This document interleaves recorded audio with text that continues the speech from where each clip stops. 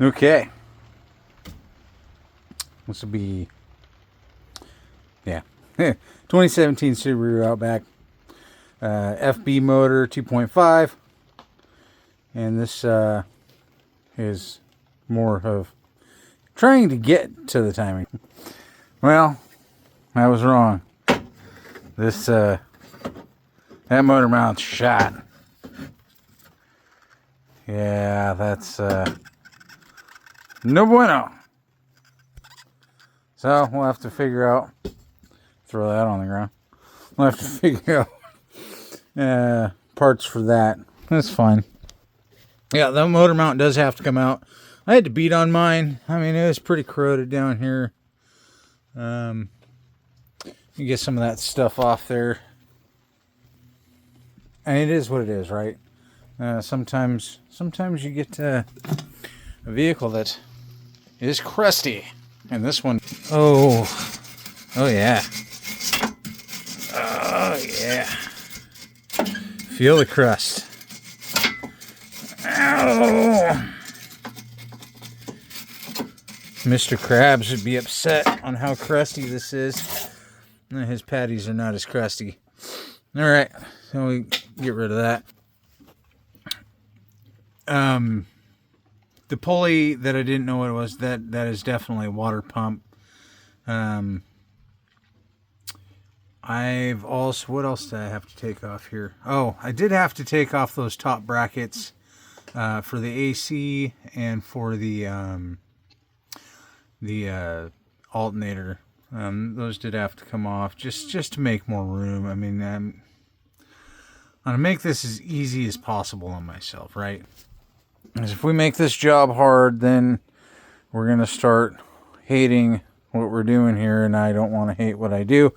I like doing this. I just make things easy, and when you make things easy, you don't break things. So we're gonna make it easy. We're not gonna break things. Looks like we have maybe one or two more bolts down here on this bracket, and then we should be able to get our cover off. I have some of the bolts out already. As you can see, I have majority of the top bolts for that case cover out, and we are nearly to the timing chain. This is factory. This is factory. This right here, this is factory sealant. These do not have a gasket. This is sealed from the factory that way. Gasket maker, gray RVT silicone. As you can see, it goes all the way around. RVT silicone all the way around. Does not have a gasket. So if you're looking for a gasket, there isn't one. They don't have them. Get yourself a bottle of gray RVT silicone or black, the oil, because this is part of the oil case. You can get yourself the black or the gray. Either one's going to work fine. I have high temp on hand. I'll probably use that. I don't really care that much. If I need to, I'll get back in here and tear it apart again.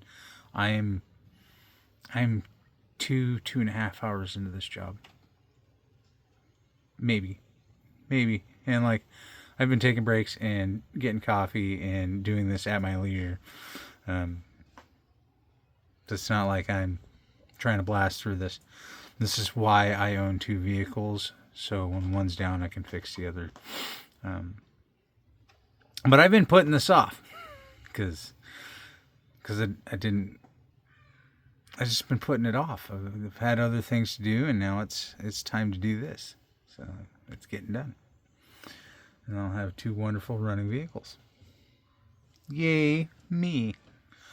So, you do have to take off that bracket. I have my jack underneath there on the oil pan holding the engine up. Does this model here have the mounts on the sides? They do. So the mounts on the sides, so I probably don't even need that jack under there. The mounts on the sides are down. Oh, let go of me. Down there. Let's see if I can zoom in right there. That is mount for the motor and transmission. So this bolts to the side of the motor and the transmission at the very back of the motor. Which is, if you got to take this motor out, that is going to be a pain in the butt. Just so you know. And if you're a Subaru guy and you've pulled the old EJ motors out, the old 2.5s or 2.2s or 2.0s or 1.8s, they all mount the same, and you already know. But I have not found any significant crusties or leakage spots that I didn't already fix or know about. Of my hoses look pretty good. It still has factory markings on them. I have not seen hardly anything in here or anything at all that needs to be replaced that I have not already touched. So if these 2017 and later Subarus are reliable as far as the engine, yes. I cannot speak as much on the transmissions for one simple reason. The manufacturer,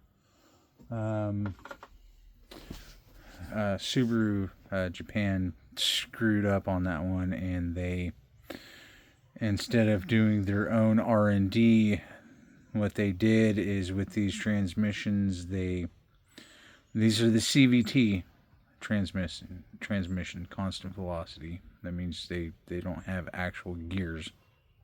It's more like a snowmobile setup with a metal band instead of rubber. And what they did, instead of doing the R&D themselves, they just threw these in the cars. Said they weren't serviceable, which is a lie. They are serviceable, and it's every 20,000 miles you want to drain and refill the transmission fluid. They said they weren't serviceable, and when they failed, you took it back into the shop, and the shop sent that thing back to Japan so they could look at it. So they passed the cost on to their customer, which it's bad business. It's just poor business, period. I don't care who you are or what business you have. It's bad business. Like, they lost customers on that. And they did for years. And a lot of people will not go back to that manufacturer because of it. I personally, I hate this transmission, to be honest with you. And that's one of the reasons why. I do not like this transmission because they're expensive. This was $2,000 used, not even brand new. Brand new one's $5,000. They're super expensive, and I mean, yeah, they're cool. They got the little flappy paddle, electronic shift, whatever. They overheat pretty quick. They don't like heat. I mean, they get a couple more miles a gallon than a manual transmission. But if it's going to overheat when I'm trying to go up a pass, or if I want to tow something tiny behind this thing, what's the point? I much rather go find a wrecked WRX with a stick in it and swap it into this car. And once again, our wonderful, all-knowing elected officials have made very poor choices in what we can and can't get shipped into the United States, because it's not the manufacturer's fault, because in other countries they still make a stick shift for this vehicle. In fact, Australia has a a Subaru Outback STI with the 300 horsepower engine in it and a stick shift. So, if you don't like that we don't have the cool cars here in the United States, talk to your elected representatives, because they're the ones that are making the decisions.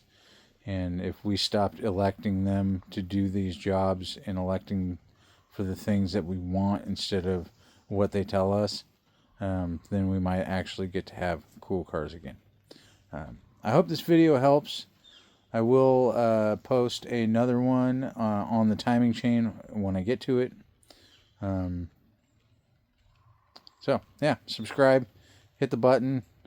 Subarus are not the only things I work on. I work on many, many. There's that one there. That's my roommate. There's that one there. This trailer project that I did here, I did some wiring on that. Cool little Datsun trailer. And also a WJ and a Wrangler and many, many, many, many other vehicles. I think I have some videos on Camrys. So, if you like the content, great. Subscribe, share. If you don't like it, tell me in the comments you don't like it. Tell me what I'm doing wrong. Have a good day.